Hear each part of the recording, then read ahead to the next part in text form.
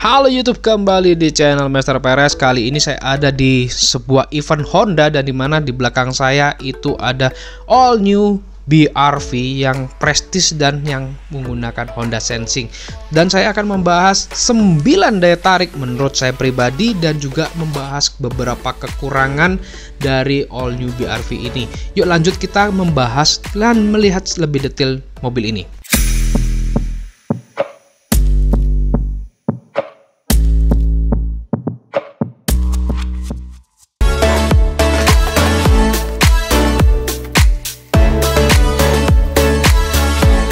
Daya tarik pertama yaitu dari desain wajah yang baru, konsepnya baru, ya namanya juga all new, totally baru. Dan kita bisa lihat ya desain grillnya itu kayak kesannya dari di sang saudara mewahnya yaitu Odyssey.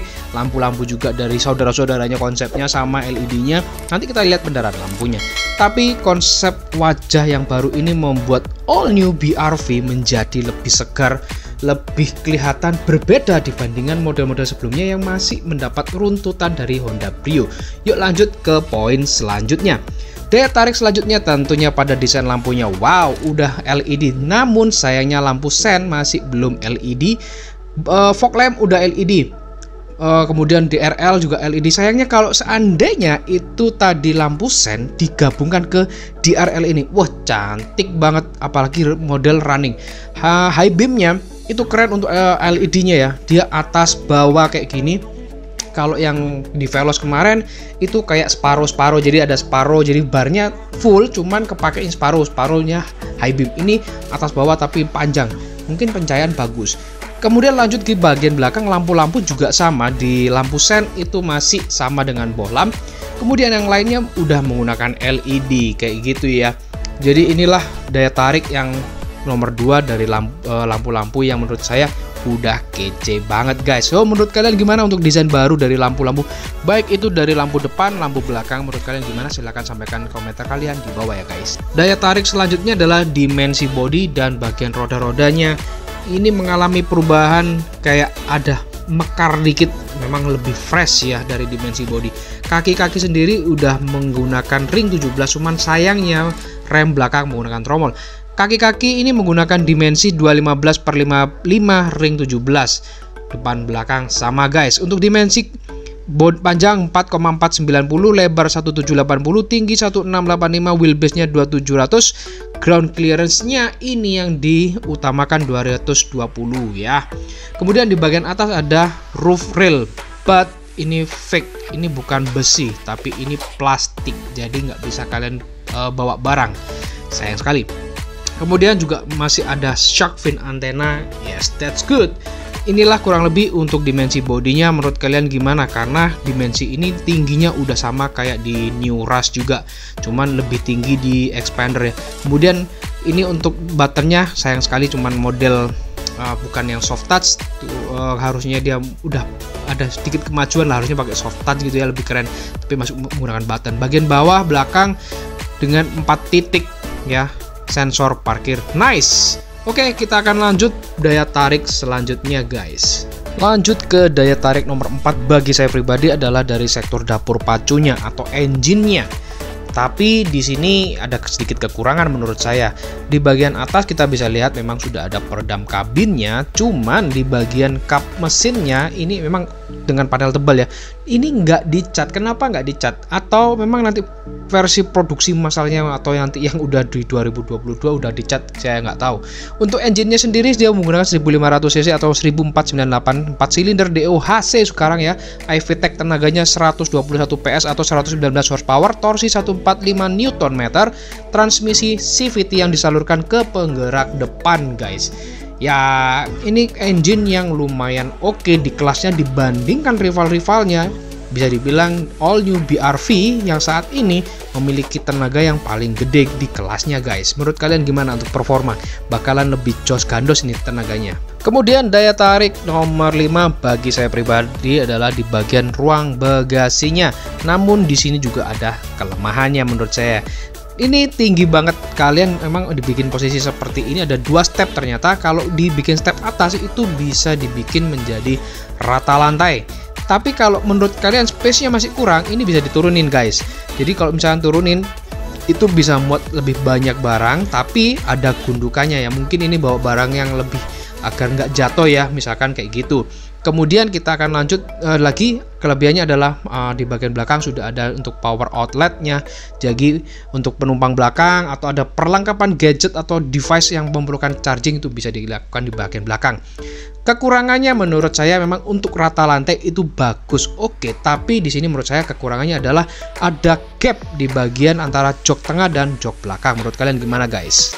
Lanjut daya tarik nomor 6 guys. Nomor 6 kita lanjut ke bagian ruang kabin tengah. Kalau kita buka pintu bagian atas ini masih panel-panel keras, cuman udah bagian armrest dan bagian dalam ini dengan stitching itu udah dibalut kulit. Sama halnya kayak di ras sih memang. Kemudian di bagian bawah itu kita juga menjumpai seal plate, memang nggak ada tulisan. Coba itu ada tulisan BRV, keren banget. Yang menjadi daya tarik ini adalah jok kulit, udah dibalut dengan kulit yang kesannya menjadi membuat mobil ini semakin mewah. Ya inilah daya tarik yang menurut saya nilai plus dari all new BRV yang prestige terutama ya. Ada armrestnya juga, mantap. Kemudian daya tarik ke-7, dimana daya tarik ke-7 ini juga ada kekurangan beberapa ya.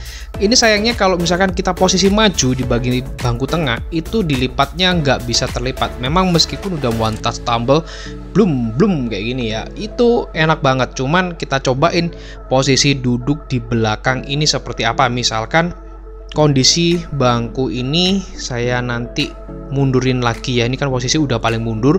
Nah posisinya kira-kira tuh bagaimana kalau kenyamanan duduk di belakang, karena dengan jok kulit ini enak banget. Tinggi saya 170, enak sandarannya juga pas, tingginya juga nggak sampai kepentok. Cuman nggak disarankan untuk kalian yang tingginya sampai 180 duduk di bagian belakang, apalagi perjalanan jauh. Kurang lebih kalau duduk di bagian belakang dengan posisi bangku tengah itu mentok, itu ngepres banget dengan tinggi saya 170. Kita cobain di bangku saat sebelahnya, kita majuin paling mentok, kira-kira space-nya menjadi seberapa. Ini posisi paling maju ya. Ini space-nya ada 3 jari di bagian belakang. Cuman lagi-lagi saya nggak terlalu merekomended kalian untuk yang tinggi 180 duduk di sini, apalagi perjalanan jauh. Apalagi ini bisa direbahin, jadi lumayan mending enak. Dan ini saya posisi duduk di bangku tengah dengan kondisi yang tadi saya majuin maksimal, itu masih lumayan ada space, dan kerennya ada kompartemen atau pocket di sini yang bisa juga untuk HP. Sandarannya kayak gini, tingginya juga lebih. Ya ini kalau kalian tingginya 180 masih oke, tapi dengan dimundurin ya, nggak bisa seperti tadi. Ini paling mentok segini dan masih bisa dibikin rebahan. Dan menariknya seperti yang saya sampaikan juga ada armrestnya di sini guys, jadi membuat semakin nyaman untuk 2 orang tentunya. Tapi coba kita untuk 3 orang duduk di bagian tengah, posisi yang nggak saya sukai karena ini bagian punggung keras banget, swear. Jadi mungkin lebih cocok memang untuk 2 orang dan bagian tengah untuk armrest. Pocketnya ini seperti hal-hal yang sudah ada pocket, cuman sayangnya disediakan cuman satu sisi aja yang ada pocket handphonenya, di sebelah kanan tidak ada, hanya pocket biasa. Dan harusnya mobil kayak gini udah dilengkapin USB, tapi ini masih mengandalkan port outlet ya. Kalian bisa mengakali dengan port charging ya, sehingga bisa port USB lebih banyak. Kemudian kekurangan menurut saya juga ada di panel double blowernya. Ini model yang lama, nggak di upgrade, harusnya refresh gitulah. Dan sayangnya cuma 3 ventilasi. Kemudian selain itu juga disayangkan lampunya, kok di depan udah LED, di bagian kabin nggak sekalian dibikin LED ya. Menurut saya kekurangannya di situ guys. Kemudian lanjut ke daya tarik ke-8 adalah dari sisi safety-nya. Di remote control ini kita bisa menggunakan start engine button, bahkan ada fitur walk away auto lock layaknya di mobil BMW. Dan kalau kita mau melihat ini Honda yang ada Honda Sensing, ini dia di bagian depan seperti mobil-mobilan yang lain itu ada radar di bagian situ. Kemudian yang menjadi daya tarik adalah di bagian kokpit juga ya, nanti saya bahas lagi terkait safety. Ini di bagian kokpit depan itu panelnya udah baru dan membuat kesan semakin sporty dan mewah. Panel empuk masih kita dapati di armrest dan juga bagian sandarannya. Kesannya wow, kombinasinya dengan warna balutan krom-krom ala-ala lah ya. Kemudian kita mau bahas terkait safety-nya. Engine start stop button, kemudian untuk Honda Sensing-nya, buttonnya di sini, dan juga traction control. Kemudian mobil ini nggak dilengkapi blind spot, tapi ada namanya lane watch, dimana fungsionalnya adalah membantu hampir kayak fungsional dari blind spot itu sendiri, cuman di satu sisi aja. Ya, karena kita pengemudi sebelah sisi kanan, maka lane watch ini akan membantu kita memantau, melihat ada kendaraan yang ada di sebelah kiri atau yang bagian blind spot di area sebelah kiri saja. Ya, menurut saya sayangnya di situ aja, nggak dilengkapi yang fitur blind spot kanan kiri ya. Nah, hanya ada lane watch ini aja. Menurut kalian gimana guys? Lanjut di safety-nya, itu ada lead car departure, di mana ini akan mewarning kalian pada saat misalkan Anda nggak fokus tapi lampu merah udah berubah menjadi lampu hijau, kalian nggak jalan-jalan, mobil depan udah jalan. Nah, ini keren ya, kalian akan di warning, ayo maju. Nah, kayak gitu. Kemudian ada collision mitigation braking, jadi ini kayak sistem dimana bisa membantu pengereman, misalkan mendeteksi ada mobil kalian nggak ngerem. Kemudian nggak hanya itu aja, selain di warning, mobilnya akan membuat mobil slow down hingga berhenti, mencegah terjadi kecelakaan. Gak hanya sebuah kendaraan di depan kalian, tapi juga pejalan kaki atau misalkan penyeberang jalan terus kalian gak waspada, maka mobilnya akan mendeteksi dari radarnya itu bahwa wah bahaya, ini mobil akan nabrak pejalan kaki, tapi kalian akan hambat agar nggak menjadi tabrakan dengan pejalan kaki. Keren banget. Kemudian lane keeping assist. Lane keeping itu membantu pengemudi untuk menjaga kendaraan tetap berada pada jalur yang terdeteksi atau markanya itu ya. Jadi membantu kalian tetap di lajur. Kemudian juga akan berkesinambungan dengan road departure mitigation. Jadi ini dua fungsional menjadi satu, fungsinya sama, jadi warning dan juga berfungsi membantu assist.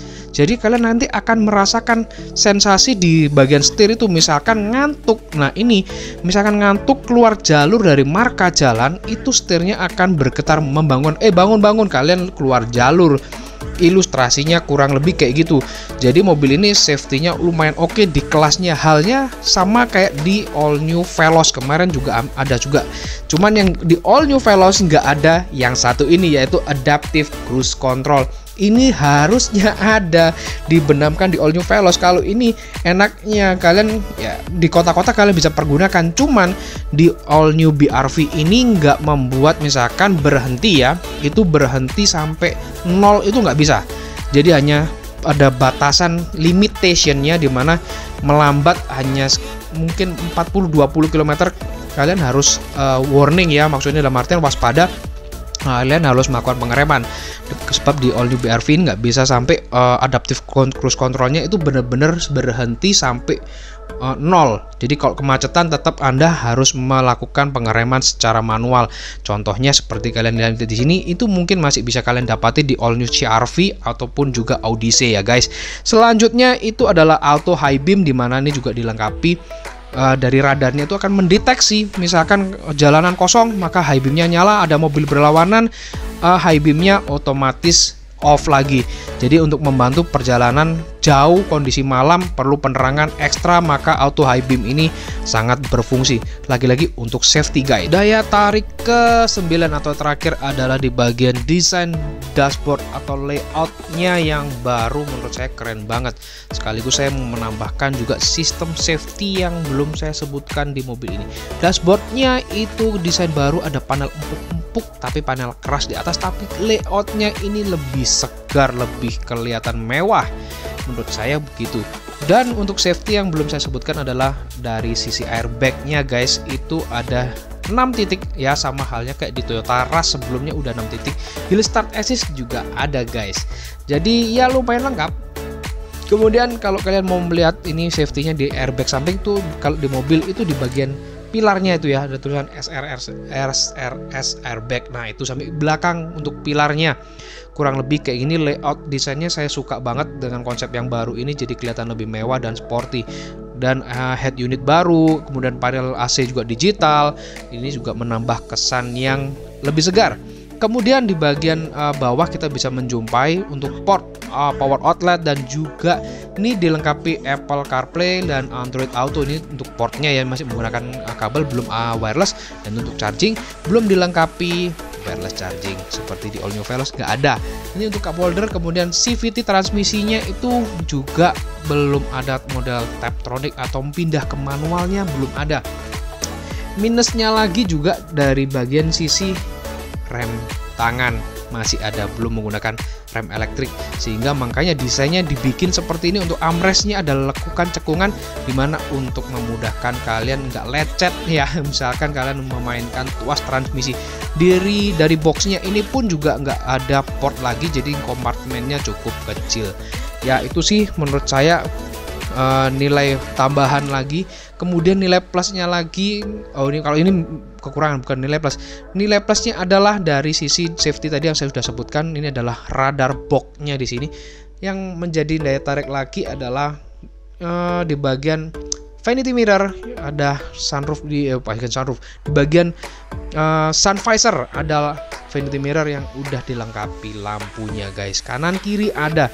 Karena kalau di all new Veloz kemarin di sisi driver aja nggak ada vanity mirror atau cermin yang nggak boleh ngaca cuy.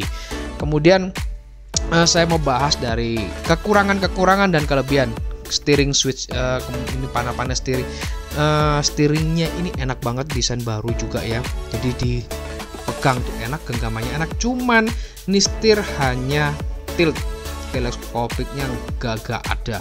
Cuman ini kondisi akinya udah drop sehingga saya nggak bisa mencobain memperlihatkan ke kalian speedometernya. Nggak ada lagi tes audio di sini. Mohon maaf. Mungkin next time kalau ini mobil ada, mungkin saya akan bikin pembahasan tersendiri, pembahasan di MID, head unitnya juga, memperlihatkan kalian fitur-fitur yang ada, juga tes kualitas audio. Kalau saya ngomongin minusnya, nah kalau ngomong minus total tuh ada dari misalkan lampu sen yang masih bohlam, roof rail yang dummy, kap mesin belum dicat sewarna, ada gap di bagian jok belakang tadi, kemudian power adapter yang di bagian tengah itu juga, sampai ke rem tangan yang belum menggunakan rem elektrik. Safety juga itu ada blind spotnya, kekurangan. Menurut saya ada sedikit kekurangan. RCTA juga nggak ada.